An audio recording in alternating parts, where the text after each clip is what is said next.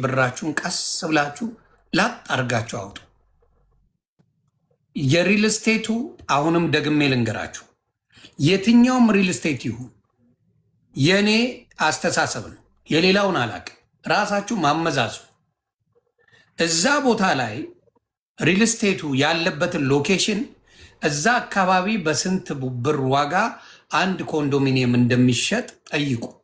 ወይም አፓርትመንት እዛ ውስጥ ያሉትን በምን ያህል እንደሚከራይ በምን ያህል እንደሚሸጥ ጠይቁ።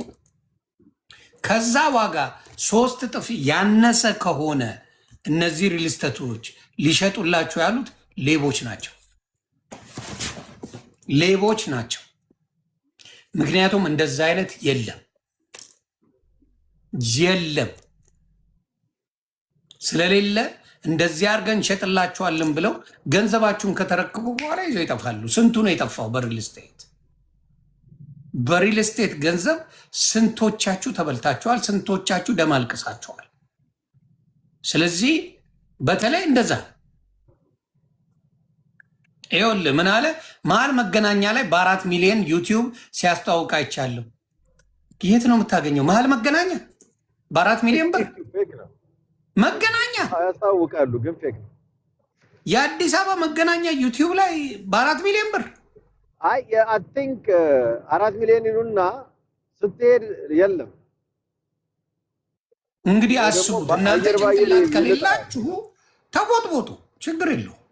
ጭንቅላት ያለው ሰው መገናኛ ላይ በ4 ሚሊዮን ብር አይደለም በ10 ሚሊዮን ብር 3 መኝታ ቤት ካገኘ እኔ ያደንቃል። በ10 ሚሊዮን ብር ነው ሚኒማም 12 15 ነው ኤግዛክትሊ። ስለዚህ እባካችሁ እባካችሁ እባካችሁ ያንን ነው የመኪና ዕጣ አሸቅሉኝ ይላል። አንድ ደግሞ መጣ። ሰላም ነሽ እናቱ? መኪና ዕጣ መኪና ዕጣ መዝረፊያ አይደል እንዴ? አናውቀው? መኪና ዕጣ መዝረፊያ ለአንዱ ለሚደርሰው በስንት እጥፍ ነው የምሸቅሉት? ወይ ጉድ! ይህን ህዝብ በቃ እያጓጓ ማጫወት። ይህ ምንድን ነው የሚሻላችሁ?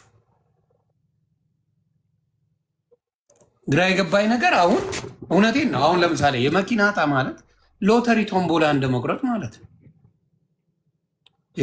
ሎተሪ ቶምቦላ በቢሊየንስ ያደርጋሉ። ለአንድ ሰው አንድ ይደርሰዋል። እነሱ ናቸው ትርፋማ። ቻንሱ በጣም ዝቅ ያለ ነው የማግኘት።